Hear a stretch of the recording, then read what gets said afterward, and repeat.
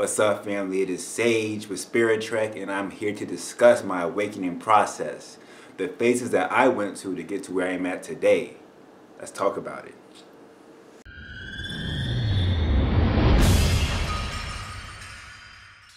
I really wanted to just connect with you all today and share my process of awakening and where I am at now, because I feel like it's not discussed enough.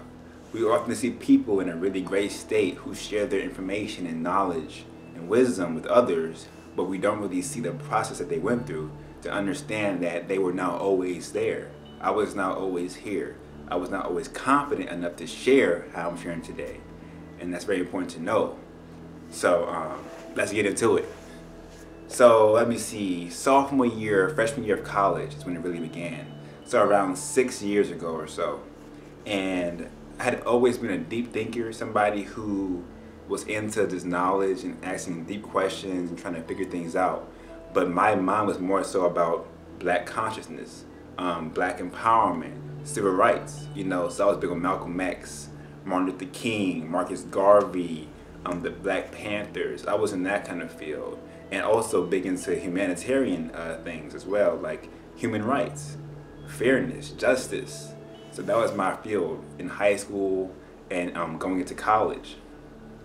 And as I got into college, now granted, this whole time I was very Christian, very religious, very heavy in the church, read the Bible, prayed every day, went to church every week, was really into it. No sex till marriage, I can't marry anyone who's not a Christian, all that. Go down the list. That was me, all right? Go to college, I get some newfound freedom. And they always say that, once you're on your own, that's when you really know where your heart is. That's when you really know how firm your faith actually is. And my first year was tough because I had new freedom. I began to explore, experiment, try new things, meet new people. I had new ideas being thrown at me all the time. And of course, I wasn't forced to go to church anymore. I wasn't forced to read the Bible or anything like that. It was now an option. And I chose not to take that option. Now, granted, down the line, I did go to Bible study every once in a while, just for that reminder, for that environment. So that was nice. But it wasn't really home. It was just good to feel like, I'm still connected. I'm still trying. I haven't lost my faith yet, right? Now, sophomore year comes around. And this is where it gets serious. I'm 19, 20 years old, 19. And I began asking all the serious questions once again. Questions like, okay, well, heaven and hell, what is it? Why would this all-loving, benevolent, unconditional love, masterful creator God have this hell, and the idea of what it is? All because we don't love him and believe in him. That doesn't sound right. And then the idea of, well, what happens if you're not born in this faith? Or what happens if you aren't able to meet Jesus or know Jesus because of where you're at? And then just going down all these questions. These are basic questions that I asked when I was younger. And I never got any answers that really fulfilled me or made sense. So I had to ask him again. Let's go back to it, readdress it. And I realized that none of this stuff made sense. And that's when I had the courage to say, you know what, let me discover more on my own. Let me not just accept what I was given as truth. Let me begin to explore for myself and see, look beyond the veil and realize, okay, what do I actually believe? What makes sense to me? Not what was told to me. And then that's when the rabbit hole began, family. So at this point, I began to look into Alan Watts, Terence McKenna, ancient Kemet in Egypt, the pyramids, astrology. I looked into Buddhism, Taoism, and all these Eastern religions and philosophies that I was never really exposed to.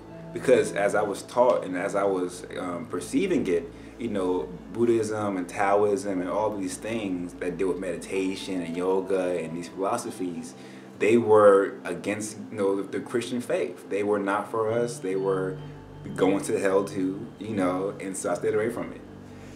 And of course, when you look at it for yourself, you learn that that isn't the case. It's much bigger than what we give it credit for. It's beautiful, actually.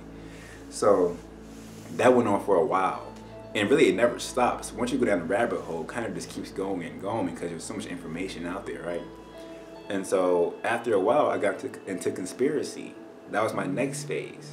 So I went from the questioning and entering the rabbit hole to the conspiracy and revolution phase of, you know, screw everything. Like, this is all bullshit. They're lying to us. The game is rigged.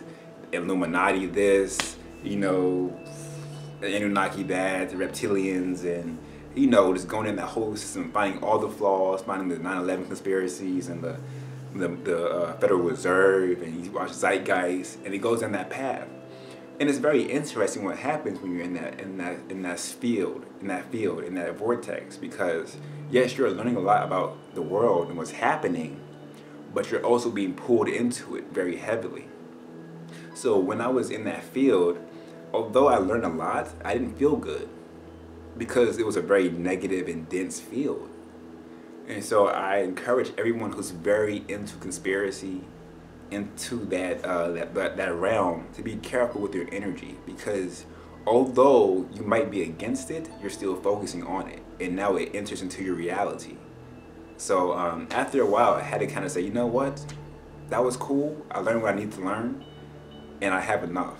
There's no point in me going back, you know, 500 years of conspiracy, learning every detail, learning every family name and every conspiracy ever created against humanity in the US government and whatever, right?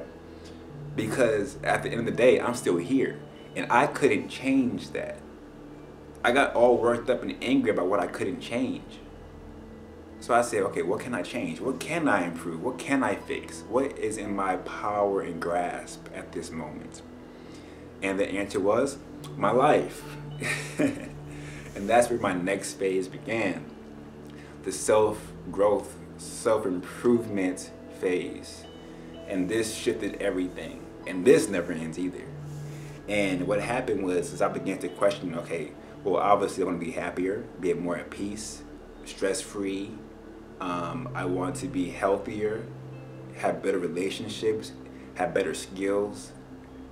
And I began that process. And it first started with my happiness and my stress. I wasn't super stressed out, but obviously being in college and being somebody who was, you know, a natural loner anyways and all that stuff, right? You want to work on that first and foremost. So my first real practice was, or first even affirmation was this: if I can't change it, don't worry about it. And that carried me through college, and that shifted my entire life.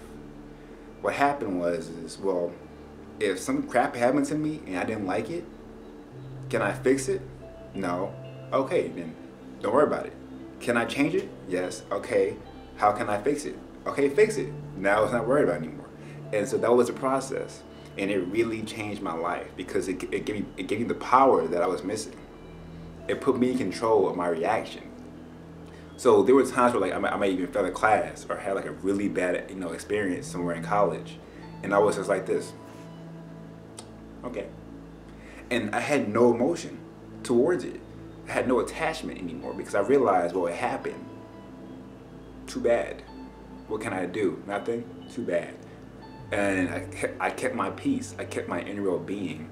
And then that transition and snowballed into much greater levels of zen and peace, to where I'm at now, right? And from there, it went on to happiness. Happiness being, I saw this lady in the cafeteria one day just smiling and just walking like just super happy and laughing. And I was like, wow, that's so beautiful. She's so happy. I love to see that in her. And I was like, you know what? Why can't I always be that happy? Why can't I always experience that level of joy? And I realized that there's no reason why I can't. If I want to, I can. No matter what's happening in my life, no matter how I'm experiencing this reality, I can choose to be happy. And that's when I knew that happiness was a choice, a lifestyle, not something that you were to attain through effort or through achieving certain goals or material possessions, but a decision that you had to make. And I smiled, and I kept smiling, and I'm still smiling to this day. Okay, self-work. Oh, self-love, that's also a part of it. Learning how to love myself, my flaws and all. And my flaws aren't any flaws anymore. They're just a part of who I am, right? Because when you say a flaw, you're still judging yourself. So I had to learn how to let go of those insecurities, that baggage I had, any type of worry about how I'm being perceived by others. And I say, you know what? I'm great how I am. I began to love all of me, And that continues to this day as well. Self-love is everything. When you love yourself, you're open to compassion, you're open to unconditional love, you're open to the love vibration, you're open to yourself, and you can expand so much farther and faster. So yes, self-love. Phase number 4? 4, yes. Phase number 4. This was fun. Enlightenment. This really began to happen my senior year of college, my 5th year of college, and the months following my graduation. And what happened was, as I really began to expand very fast, I began to just lighten up and become enchanted by life. I began to really see the possibilities of life and what it offered us, to see nature in a whole new way, to experience life fully, because I was more aware. I wasn't in my head as much. See, my whole life I was very in my head, and I had to move to my heart and then move my focus outward and experience what was going on fully. I'm not gonna lie, certain substances help with that, but overall, your consciousness is really what does it for you. That is the key. That is the tool that you must utilize. And so, enlightenment is a very abstract term that's used in many different contexts. And for me, it's the unveiling of your light, because you're a light, we are a light, I am light. And we limit it, we constrict it with our belief systems and our health and many other things. And once I began to get my mind together, to silence my mind, to focus my awareness and consciousness, to eat a little better, and to really just adjust my lifestyle and be more mindful, enlightenment is shown through. It just shone right through, and it was beautiful, and it continues to this day, right? Enlightenment, yes. Now for number 5, the self-actualization process. This is where I'm at right now, and it's fabulous, delightful, pleasant, beautiful, all those great words, right? Adjectives, yes. Love adjectives.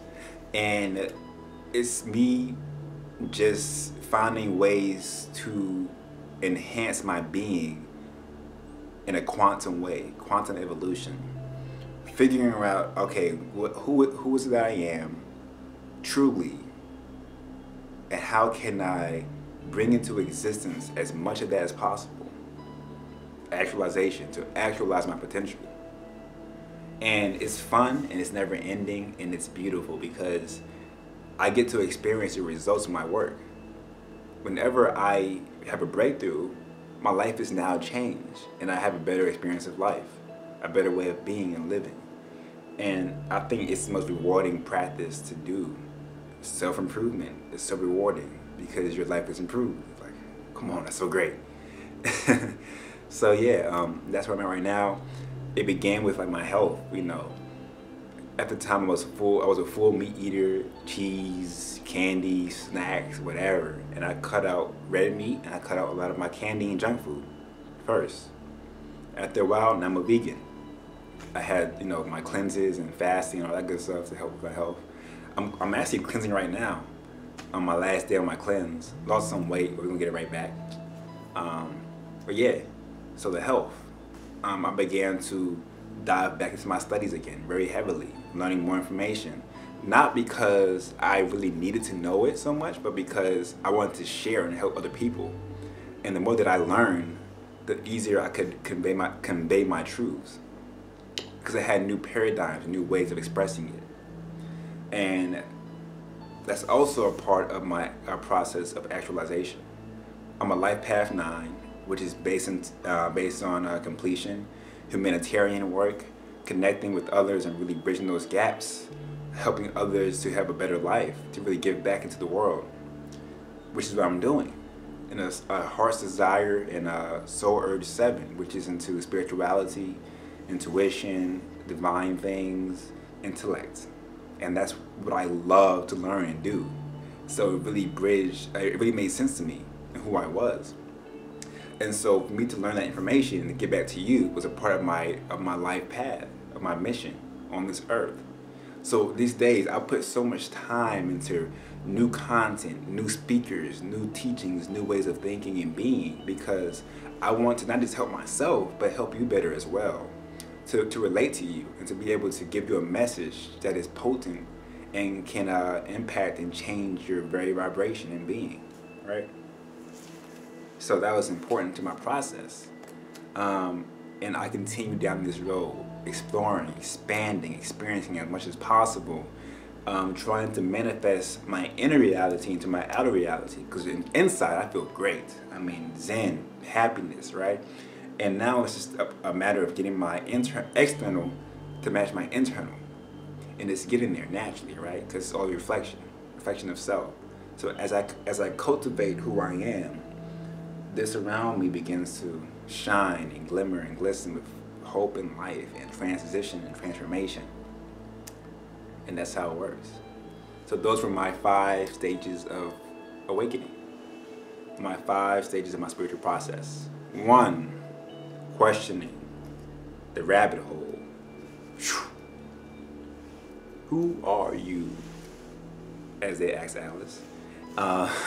2, conspiracy. That whole network of wow. Yeah, wow. 3, self-growth, self-work, self-love, peace and happiness, better skills. Number 4, enlightenment. Seeing the world from a new lens, letting the light that's within shine and really begin to unveil itself. Number 5, self-actualization. Bringing into this existence my potentials and expanding in a quantum way and allow myself to blossom fully. And that was it. And that is going on to this very day.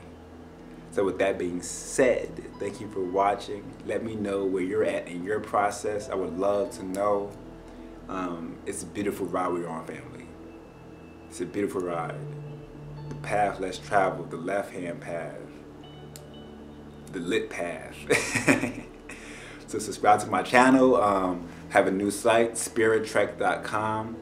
In the description below, a new ebook, the 7-step mind, body, and soul detox. That's also free. In the description below. Wholeness, family.